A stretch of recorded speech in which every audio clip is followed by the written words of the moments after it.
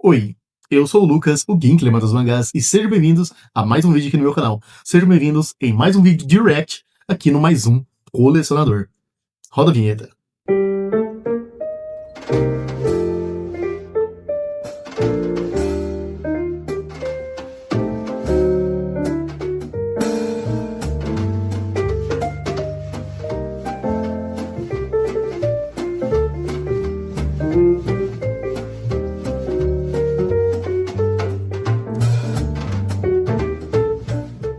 Seguinte, turma, hoje a gente vai assistir um vídeo aqui do nosso mano Gabriel. Gabriel, do canal Recomendo Ler. E eu recomendo que vocês se inscrevam no canal dele. É um canal aí que tá começando, né? Justamente aqui no YouTube. É um canal aí que, bom, eu também não posso dizer muita coisa porque meu canal também não é tão grande, né? Enfim, ele fez um vídeo aqui muito bom, tá? Que é 12 quadrinhos para ele ler como meta em 2026. E a gente vai reagir aqui justamente esse vídeo que ele fez. Eu vou deixar o link tanto do vídeo quanto do canal do Gabriel aqui na descrição, além de marcar ele no título do vídeo, tá bom? E segue ele, cara, o conteúdo dele vale a pena, deixa um like. Eu espero que se você estiver assistindo isso aqui, vá no vídeo dele, deixa lá aberto para contar uma visualização, deixa um like, se possível, marca a subscrição. Enfim, já estamos aqui, né, no vídeo aqui em si. Vamos ver aqui, né? Vamos dar aí, beleza. Cara, o vídeo eu deixei acelerado no 1.1, tá? Porque é 18 minutos.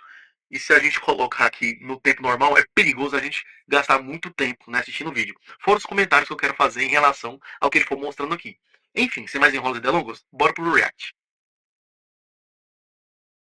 Meu, em 2020. Gente, eu prometo que esse é o último vídeo de lista. Gente, eu prometo que esse é o último vídeo de lista meu em 2026, no mês de janeiro. Essa é a última. Então, hoje eu quero trazer aqui para vocês 2 quadrinhos que eu pretendo ler em 2026. São quadrinhos que estão aqui há algum tempo na minha estante. E aí eu quero fazer essa leitura o mais breve possível. Estão todos aqui. Esse vídeo, ele foi inspirado no que a Letícia do Letícia Lendo postou essa semana. Então, inclusive, tem alguns aqui que são parecidos com o dela, mas eu escolhi esses 2. Eu sei que tem vídeo de meta para o ano aqui para, assim, eu ler. Eu acho que todo mundo já sabe todos os livros que eu vou ler durante o ano, mas eu prometo que essa é a última lista que eu vou fazer. Mas antes de falar sobre eles aqui para vocês, os recados iniciais de sempre. Se você não é inscrito no canal, considere se inscrever. Não deixe de curtir, compartilhar e comentar ao longo do vídeo, que isso ajuda muito na divulgação e faz com que eu recomendo ler chegue a mais pessoas. Um toque aqui, pessoal. Eu pretendo fazer um vídeo como esse, né, que o Gabriel fez agora no mês de janeiro, que é metas para poder ler. E uma das minhas metas, eu já adianto para vocês, e quem tá ligado aqui no canal já sabe, é adquirir mais uma estante, porque eu tô com caixa demais aqui. E vai ter vídeo de unboxing e vai chegar mais mangá e assim por diante, eu preciso, né, de justamente mais estantes. E eu vou pegar outra Evolu Kit. Porque, enfim, é a melhor que tem no mercado, né? Mesmo pelo preço. Vamos continuar aqui, né? Bom, temos aqui 12 quadrinhos, e aí eu vou falar aqui pra vocês, algum deles eu sei algumas coisas, eu vou passar aqui pra dividir o peso dessa mesa, senão daqui a pouco ela desaba, mas vamos lá, vamos ser o mais breve possível. O primeiro deles, que inclusive na data de gravação desse vídeo, eu já li, mas ele estava separado aqui, então eu não estou infringindo as minhas próprias regras. Então tá aqui o Eric do Drillé e do Thorne, que faz parte dessa biblioteca Michael Moorcock. Eu não sei se até o dia que eu publicar esse vídeo, provavelmente não, mas eu vou tentar deixar lá no site do Recomendo Ler todos os quadrinhos que fazem parte dessa coleção. Aqui o Pipoca Nankin já lançou 2, mas são, deixa eu ver, 6, 12, 18... Já são 20 desses aqui publicados nos Estados Unidos, então eu não sei se a Pipoca aqui vai trazer tudo, mas esse aqui é o Eric do Drillé e do Kel Thorne, e eu li, gostei muito, em algum momento vai sair aqui no canal. Sobre Elric, eu recomendo muito vocês pegarem, se vocês encontrarem, a edição da Mythos, a Gold Edition de Elric. Eles têm uma coleção, né, que é essa Gold Edition, a Prime Edition, melhor dizendo, que tem essas obras e é o Elric tá lá. E é muito boa, tá? Muito boa mesmo. Eu tive a oportunidade de já ler e folhear. Infelizmente eu não adquiri. E teve uma época que estava muito raro achar esse material. Na verdade, todo o material da coleção em si. Né? Que são várias obras diferentes, assim, de vários autores diferentes. Mas Elric é uma obra muito boa. Eu não falo muito sobre essa editora aqui no canal, infelizmente. Eu tenho pouquíssimos quadrinhos, mas eu lembro de ter uma memória afetiva com esse personagem aqui, que é o Cassidy, que é do Pasquale Rouge. Esse é o primeiro ônibus, né, o volume 1, mas eu li ele quando foi publicado pela editora Mitos. Eu não me lembro aqui, era publicado com outro personagem, então eu li umas 4 edições e gostei muito. Esse aqui que é um quadrinho da editora 85, que é uma história em quadrinho italiana, que é publicada pela Bonelli. Então, deixa eu mostrar um pouco da arte aqui para vocês. Eu acho que do Eric eu não mostrei, mas vai estar o link aqui, e aí vocês vão poder conferir um pouco mais sobre esse quadrinho. Mas dando uma rápida sinopse aqui, Raymond Ray Cassidy, um habilidoso ladrão profissional, sempre vestido de preto, só age com a aliança nupcial no dedo, dirige um possante Dodge Aspen V8, segue um código de honra pessoal, segundo o qual civis nunca devem ser envolvidos, e organiza os golpes com ações militares. Um líder e uma figura carismática atrai a inveja de outros fora da lei, que decidem traí-lo em 16 de agosto de 1977, enquanto o mundo chora a morte de Elvis Presley. O moribundo Cassidy encontra o misterioso bluesman e inicia sua jornada até o inesperado encontro com o destino. 18 capítulos reunidos em 3 volumes, uma saga que um criminoso ganha uma segunda chance para ajeitar as coisas, mas o tempo que lhe resta é curto, não há como olhar para trás e a única saída é seguir em frente ao som melancólico do blues. Esse quadrinho, na verdade, então, são 3 ônibus. Tá. Tá falando muito. Editora 85, o que eu tenho é Dampir, também da Sérgio Bonelli Editora. É a história do cara, que ele é meio vampiro, meio humano. Muito boa, tá? O material da Editora 85 é um material muito bom. O que pega é justamente a qualidade e, às vezes, a disponibilidade de alguns materiais. Cassidy, eu já tinha ouvido falar, mas eu nunca li nada, tá? Da editora, não, nem da Editora 85, ou muito menos da Mitos, tá? Nunca li nada do Cassidy aqui no Brasil. E dessa grossurinha aqui são mais de 500 páginas, então também vai estar aí na minha meta de 12 quadrinhos para 2026. Agora um quadrinho que eu peguei indicação no Fora do Plástico e eu comecei a ler o primeiro volume, gostei muito, mas ficou por aí. E aí eu separei os 3 volumes, que é de Uma Vida Chinesa, que é do Liu Hun e do Peo Che. Provavelmente essa pronúncia está totalmente errada, mas mostrando a capa para vocês do primeiro volume aqui, é O Tempo do Pai. O segundo volume se chama O Tempo do Partido. E o terceiro volume se chama O Tempo do Dinheiro, esse que é publicado pela WMF Martins Fontes. Então deixa eu ler aqui. A tradução de todos eles é feita pela Andrea Estarrel M. da Silva. E deixa eu ler aqui. Uma Vida Chinesa retrata uma incrível jornada na história moderna. Esse Uma Vida Chinesa eu nunca li não, tá? Eu confesso que eu nunca li e nunca nem tinha ouvido falar. Martins Fontes, se eu não me engano, é uma editora muito forte no mercado de livros, né? É uma editora muito forte no mercado de livros. Vamos pular aqui essa parte que ele lê, justamente aqui a sinopse, para que a gente possa dar prosseguimento melhor ao vídeo, tá? Eu acho que aumenta até a fluidez do vídeo. Tá, bom. Estilo emocionante sobre o Estado e o indivíduo, ao mesmo tempo épica e familiar cômica. Então mostrando um pouco da arte aqui para vocês. Espero não estar dando nenhum spoiler, mas esse aqui com certeza eu vou ler em 2026 e vai sair aqui no canal. Um quadrinho que eu comecei a ler e não finalizei, mas desse ano não passa, que é o Berlim, do Jason Lutz. Acho que é assim que se pronuncia, mostrando um pouco da arte. Comecei a ler também e não finalizei. Aparentemente eu não finalizo nada. Esse quadrinho aqui é publicado pela editora Veneta. Berlim é o grande... Seguinte, sobre esse Berlim, eu tenho uma história até parecida aqui. Eu comecei a ler e eu não consegui finalizar ele. Eu tenho esse quadrinho, já tem uns 2, 3 anos, se eu não me engano. Eu comecei a ler o Berlim justamente numa viagem que eu e o pessoal da escola, né, os outros professores, coordenadores, estávamos fazendo até a capital. Isso foi ano retrasado, no encontro pedagógico que teve no ano retrasado, 2024, né? Foi em janeiro de 2024. E eu peguei esse quadrinho para poder ler no ônibus, né? Porque eu falei, a viagem vai ser longa, eu vou poder ler. Só que aí eu comecei a folhear, e quando eu tava mais ou menos ali na página 30 e poucos, né? O professor de História e o de Ciências Humanas, né? Porque hoje em dia não tem matéria específica. O professor de Ciências Humanas, que fornecia aula de História, e o outro professor de Ciências Humanas, de Geografia, eles começaram a me perguntar, me questionar sobre a obra, e a gente começou a debater, tipo, começou a conversar a respeito, né, da temática e tudo mais. E acaba que eu me desvinculei, né, da leitura, e a gente foi conversando, cara, até chegar na capital. Então, assim, eu tentei ler Berlim, mas ocorreu esse empecilho, né, digamos assim, que me impediu, né, de poder finalizar a leitura. E acaba que eu levei outros quadrinhos também para poder ler lá no hotel. Eu não li nenhum, porque a gente foi sair para rodízio de pizza, de carne, etc. E acaba que o que eu levei para ler, cara, eu acho que eu li de forma assim mesmo, assim, foi um livro. Os quadrinhos mesmo eu não li nenhum. Aí por conta disso eu não levo mais quadrinho pra poder viajar. Falei, não, quadrinho lá em casa, quando você tá de boa pra descansar, esse negócio de levar pra viajar aí não dá certo não. Sempre vai surgir um empecilho. Enfim, agora ele vai falar aqui sobre a sinopse, né, de Berlim. É um mangá muito bom, tá? Eu recomendo, principalmente se você já conhece aquele mangá Maus, o mangá documentário Maus. Vai muito a pena, tá? Intercalar essa leitura. Tem muito a nos ensinar, então é um senhor que ele é massa, que também de 2026 não vai passar. Aí aqui, algumas pessoas podem considerar como, digamos, talvez uma falcatrua minha, mas esse aqui é um quadrinho mudo que foi publicado pela editora Monstra, se chama O Sistema, edição definitiva, ele tem assim esse tamanho bem, que é do Peter Cooper. Acho que do Peter Cooper eu li uma adaptação dele, posso estar enganado, mas eu li uma adaptação dele para O Coração das Trevas, que foi publicado pela Quadrinhos na Companhia. Então tá aqui mostrando um pouco, acho para vocês, esse quadrinho é bem grande. Opa, aqui. E deixa eu ler aqui o blurb, tem aqui, ó, o sistema. Eu conheço esse quadrinho, nunca ouvi falar, mas pelo que deu a mostrar ali, né, as imagens, ele parece algo bem pegado na estética, né, nessa estética de arte mesmo, e não focada muito em quadrinização ou em roteiro. Enfim, eu vou atrás, falar a verdade, eu vou atrás. Esse quadrinho aqui me deu sei lá, me deu um gatilho aqui pra poder ler. Eu vou ouvir, vou ouvir aqui ele falando.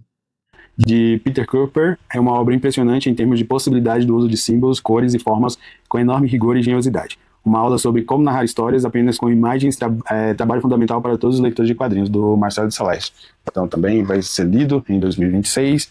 Agora, uma autora que eu gosto muito, que foi publicado pela editora Compulsão, já foi publicado pela editora Veneta, que é a Chantal Montelier, que eu tenho o Social Fiction, Wonder Seed, Shelter e 1996. Esse aqui é publicado pela editora Comic Zone. Inclusive tem uma entrevista dela, eu não sei se está no canal do YouTube do Fora do Plástico, mas nossa, é incrível, assim, você conhecer a história da Chantal Montelier. Então eu quero ler tudo que eu tenho aqui dela. Social. Cara, sobre esse Social Fiction aqui, eu já tinha visto, porque eu acompanho a editora Comic Zone nos seus lançamentos. É uma editora que ela nasce basicamente no berço que a Pipoca e Nanquim forneceu dentro do mercado em 2017. Esse material aqui, eu tenho bastante material da Comic Zone, né? Bastante assim, é muito falar bastante. Mas esse material eu já tinha ouvido falar, já me tinha me interessado, tá na minha lista de compras, só que eu ainda não adquiri. Pois o meu foco tá sendo justamente os mangás, né? E por conta disso eu tô dando a preferência sempre pros mangás, para volumes novos de mangás, coleções novas de mangás. E material assim, mais que não é mangá, né, que é mais quadrinho, graphic novel, eu tô deixando pra depois mesmo, né? Quando sobra uma grana ou quando é algo que me realmente interessa bastante. Mas eu já tinha lido a sinopse, tá? E é uma obra que aparenta ser muito boa e muito importante. Vamos ver aqui o Gabriel a respeito do que ele vai conversar sobre Self-Fit? Montelier. Então eu quero ler tudo que eu tenho aqui dela. Social Fiction lúcida e premonitória, essa visão que Chantal Montelier projetou sobre as páginas da Metal Hurlant, lendária revista francesa de ficção científica, no qual foram originalmente publicados os 3 contos que compõem essa antologia. Em Underseed, Shelter e 1996, realizados entre os anos 1976 e 1983, e apontados pela crítica como os trabalhos mais marcantes da carreira da autora, Montelier combina a cultura pop com uma narrativa incisiva e uma surpreendente capacidade de antecipar o futuro. A obra de Chantal Montelier, considerada uma das mais relevantes artistas dos quadrinhos franceses dos últimos 50 anos, é marcado pelo seu engajamento político e por uma denúncia radical de todas as formas de violência e opressão. Então, o tipo de história que eu gosto muito de ler. Um dos primeiros lançamentos da editora Pipoca e Nanquim, e que eu tenho aqui, eu não sei se eu comprei na pré-venda, mas que é o Relatório de Brodeck, que é baseado no romance do Philippe Claudel, acho que é assim que se pronuncia. Ele tem esse formato aqui, widescreen. Eu não sei muito sobre esse quadrinho, ele vem com essa luva, mas eu quero fazer essa leitura em 2026. Isso aqui já é falta de vergonha, já. De tanto tempo que esse quadrinho tá parado aqui na minha estante, e é simplesmente uma obra-prima. Rapaz, se eu fosse contabilizar todas essas obras que estão na minha estante há vários anos, desde ali de 2019 pra frente, a minha falta de vergonha é muito maior. Esse relatório de Brodeck é justamente um daqueles quadrinhos que a Pipoca e Nanquim lançou e que tá no meu top 5 coisas que eu quero ter da Pipoca e Nanquim e ainda não tenho. Tem Moonlight também tá nessa lista, Moby Dick, do Chaboté. Cara, tem muita coisa mesmo ali da Pipoca e Nanquim que eu quero pegar, mas eu tô esperando justamente uma promoção, porque final do ano passado, né, eu não consegui comprar a quantidade que eu queria, não consegui comprar os materiais que eu queria, na verdade. Eu acabei postergando as minhas compras. E, cara, esse ano não pode passar, cara. Esse ano eu tenho que pelo menos fechar ali uns 50% dos materiais que eu quero da Pipoca Nanquim e da Comic Zone também na minha coleção, cara. Mas vamos lá. Eu nunca vi, talvez os comentários negativos não tenham chegado a mim, né? Porque nada é unânime nessa terra. Mas não vi críticas negativas em relação a isso, mas não sei se eu desconfio, mas é isso. Um quadrinho que eu queria muito ter e consegui há muito tempo, mas não li, que é o Ernie Park do Osterheld e do Pratt. Esse super quadrinho aqui, publicado pela editora Veneta. Veneta, não, desculpa, pela editora Figura. Então, é um quadrinho argentino, né? E que eu quero muito ler, tem uma carga histórica, né? Muito relevante. Aqui nós temos Ernie Park, é um experiente repórter que está atrás de pequenas histórias por trás dos grandes conflitos, nos campos de batalha da Segunda Guerra Mundial, da Guerra da Coreia ou da Guerra Sino-Japonesa. O jornalista dá voz aos dramas de soldados rasos e da gente comum, e traz uma visão humanista sem maniqueísmo, que revela que o valor humano não escolhe lado. A série foi publicada originalmente na Argentina a partir de 1957, naquela que hoje é considerada uma das maiores revistas de quadrinhos já produzidas no país, a Hora Cero. Editada e escrita por Osterheld, que estava em seu ápice criativo para desenhar HQ, o italiano Luprati, lançou mão de uma coleção pessoal de mais de 500 fotos sobre a Segunda Guerra Mundial, o conflito que ele viveu intensamente. Essa edição reúne todas as 34 HQs realizadas pela dupla e conta com os textos do pós-fácil de Joan Sasturin, escritor e editor especialista sobre historietas argentinas que são ricamente ilustradas com capas da edição de Hora Cero. Bom, então esse quadrinho aqui do Osterheld e do Pratt, um super calhamaço que também está entrando aí para minha lista de 12 leituras, né, de quadrinhos para 2026. E aí Cara, esse Ernst Spike aí, eu já tinha ouvido falar dele, mas nunca me interessou. O Osterheld é o mesmo cara que fez o Eternauta, né? É um mangá argentino muito forte, muito importante, né? O Hector Osterheld. E ele atuou, acho que junto com o Alberto Breccia, né? Que eu tenho um quadrinho aqui do Alberto Breccia, cara, que é um quadrinho muito bom, que é Mort Cinder, tá? Se você tiver a oportunidade de ler do Breccia, cara, é muito bom mesmo, tá? Mort Cinder. Eu recomendo pra vocês. nós temos aqui outro da Figura, um super calhamaço, que eu acho que é Pyramus, do Joan Sasturin e do Alberto Breccia. Inclusive, eu acabei de citar o Juan Sasturin no quadrinho Ernie Park, a obra fundamental do quadrinho argentino, em uma edição integral. Gente, isso aqui é gigantesco. Acho que é um tipo de... deixa eu mostrar. Acho que é o tipo de quadrinho que eu vou gostar muito. Eu não sei se está mostrando certinho, mas... A obra fundamental do quadrinho argentino é uma edição integral, já falei, atormentado pela culpa de abandonar à morte os seus companheiros de luta contra a ditadura de os marechais, um homem só quer o esquecimento. Nessa mesma noite trágica, em um bordel chamado Walif, ele tem seu desejo realizado. Agora, sem nome ou passado e condenado a ser o que faz, ele adotará a marca do casaco que veste como sua identidade, Pyramus, e num golpe de destino voltará à lua contra o regime opressor, luta da qual não mais fugirá. Iniciada em 1982, ainda durante os dias do governo militar na Argentina, e realizada ao longo de 7 anos que renderam 4 livros, Pyramus é uma fábula sociopolítica de seu país e da América Latina, um ajuste de contas ficcional com o período sombrio das ditaduras militares e a volta de uma democracia sob suspeita. Acompanha a jornada de Pyramus ao lado de seus companheiros Conelones e o inimigo, guiados por ninguém menos que o escritor Jorge Luis Borges nessa intrincada trama concebida pelo premiado escritor Juan Sasturin e o grande mestre dos quadrinhos Alberto Breccia em um dos seus trabalhos mais impressionantes.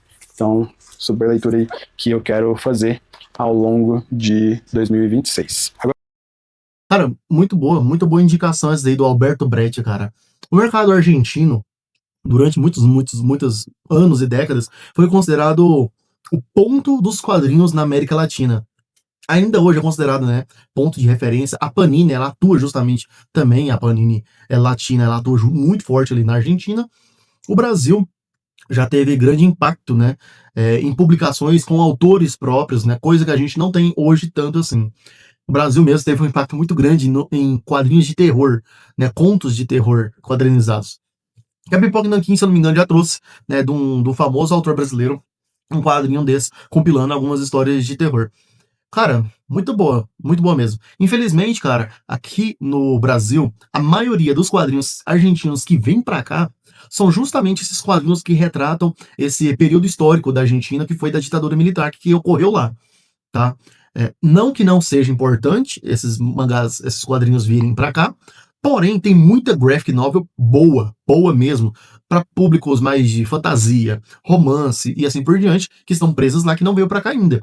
Então, eu acredito que o público de graphic novel é um público mais adulto, né? É um público mais exigente. E esses tipos de materiais pseudo-acadêmicos e históricos, eles acabam fomentando, né, essa sede de ser saciada desse público de graphic novels. Porém, tem muita obra boa que poderia vir para cá, que também saciaria a sede desses e de outros. Né? Enfim, recomendação para os editores aí focarem justamente nos hermanos que a gente tem aqui, Argentina, Uruguai, Chile, Peru, Bolívia, né, que tem obras lá nacionais, né, de lá desses países que poderiam ser trazidas para cá e que acredito que seriam tragas, né, com um apreço muito grande pela recepção do público brasileiro. Eu acredito, pelo menos. Agora, um quadrinho que eu recebi muita indicação positiva dele, acho que a maioria deles, que é a 100 Noites de Hero, da Isabel Greenberg. Inclusive, não sei se saiu ou se vai sair uma adaptação para cinema desse quadrinho, mas... Cara, não conheço nada, nunca ouvi falar disso aí. É da Dark Side, nunca ouvi falar disso aí. A sinopse aqui é: a fábula criada por Greenberg reimagina o conto de fadas árabe Mil e Uma Noites e narra a história de Cherry e sua aia, Hero. Nome inspirado no mito grego antigo que relata a história da jovem sacerdotisa de Afrodite, Hero, e Leandro. O amor secreto das duas é ameaçado quando o marido de Cherry viaja e um amigo dele aposta que consegue seduzi-la antes de ele retornar para casa.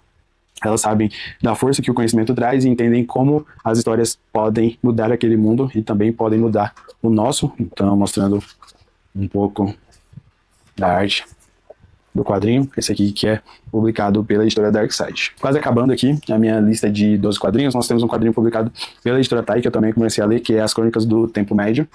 Então tá aqui mais um super calhamaço, que é do Emílio Balcarce, ou Balcarque, não sei, e do Juan Zanotto. Não conheço essa obra, gente. E parece algo assim com a pegada dos anos 80, final dos anos 80, 90, né? Pela capa ali. Um pessoal mais masculino. Personagens masculinizados, hipertrofiados, né? Digamos assim. O Tempo Antes do Fim. Deixa eu mostrar um pouco da arte pra vocês. Eita, aqui tem muita moça pelada. Peraí. O YouTube não, né? Mas vamos lá. Aqui. Bom, já deu pra ver os traços. Tem um material adulto erótico também. Mostra aí pra nós, deixa a gente ver as imagens. Após um apocalipse nuclear, a humanidade entrou no que chamamos de o Tempo Médio, um período de caos instaurado e obscurantismo, no qual as poucas pessoas que sobreviveram precisam medir forças com Neron, uma inteligência artificial que comanda as máquinas com um único, exclusivo objetivo, o extermínio total. Nesse contexto, Safari, a nossa principal protagonista, é uma caçadora solitária que empreende uma vingança pessoal desde que sua família foi aniquilada pelas máquinas.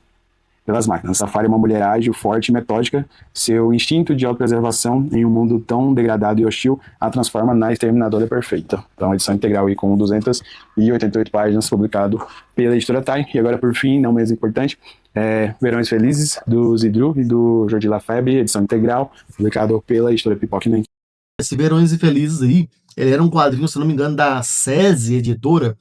Mas eu lembro, cara, que quando eu comecei a assistir a Pipoca Nanquinhas, eles recomendaram muito esse quadrinho aí. E ele era 2 volumes, se eu não me engano, capa cartonada, né, tamanho maior. E pelo que o Gabriel tá falando aqui, parece que a Pipoca Nanquim lançou uma edição integral, cara. Isso aqui eu não sabia, não.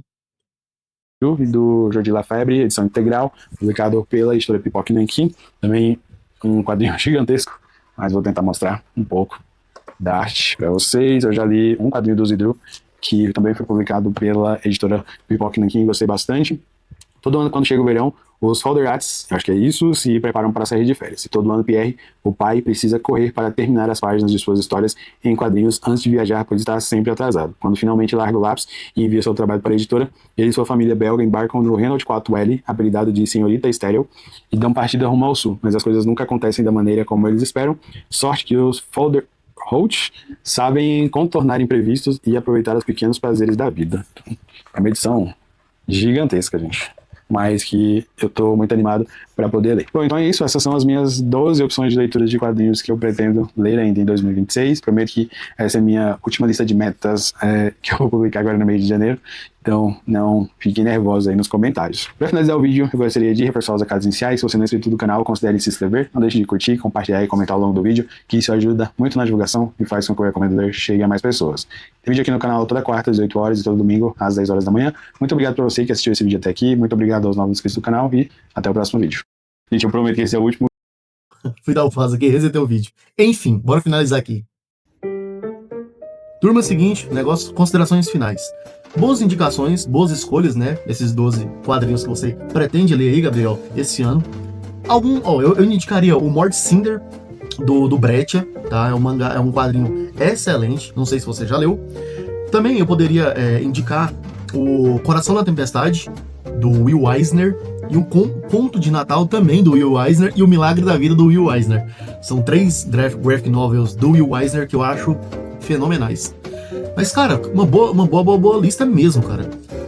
Esse Berlim tá na minha coleção, o do Jason Lutz. E eu quero ler ele intercalando com o Palestina, que é outro quadrinho também, que tá na minha coleção. Eu quero ler esse ano. São calhamaços, né? Que estão há anos e anos aí na minha coleção e eu nunca finalizei. Mas, turma, Deus abençoe vocês, Deus abençoe o dia, a noite, a madrugada. Não importa o tempo que você está assistindo esse vídeo, tá bom? Deus abençoe. Muito obrigado por ter acompanhado até aqui. Se você está gostando dessa série, né, de reacts no canal, por favor, deixa um like no vídeo do Gabriel. Vão lá, assistam pelo menos ali 2 minutos, né, o vídeo dele, pelo menos 2 minutos, para contar a visualização. Se puderem comentar e falar que chegaram no vídeo dele, no canal dele, através desse vídeo, desse canal, eu agradeço, porque aumenta o engajamento entre os canais também. Enfim, comenta aqui no vídeo abaixo se tem algum vídeo que você quer que eu reaja, ou se você tem algum conselho, né, alguma temática que a gente possa trabalhar ao longo dos vídeos aqui de React no canal. Deixa um like se você chegou até aqui, se inscreva no canal caso você não seja inscrito e ativa o sininho, porque tem vídeos diários todos os dias aqui. Tem vídeos diários todos os dias aqui. E com o sininho ativado você vai receber as notificações, né, de quando os vídeos saírem. Geralmente tá na faixa entre as 5 e 7 horas da noite, tá bom? Alguns vídeos saem 5 horas, aqueles vídeos mais curtos. Como que você vai saber que vídeo vai sair? Bom, tem um link do canal, do grupo do canal, né, no WhatsApp, em que eu sempre mando toda semana o cronograma dos vídeos da semana. Então, o vídeo de segunda-feira vai ser tal, o vídeo de terça-feira vai ser tal. E vídeos que são geralmente do quadro My Opinion tendem a sair às 7 horas, os Reacts também tendem a sair às 7 horas, e os demais vídeos saem em torno das 5 às 18 horas. Enfim, é isso. Se inscreva no canal, um beijo no coração e até mais.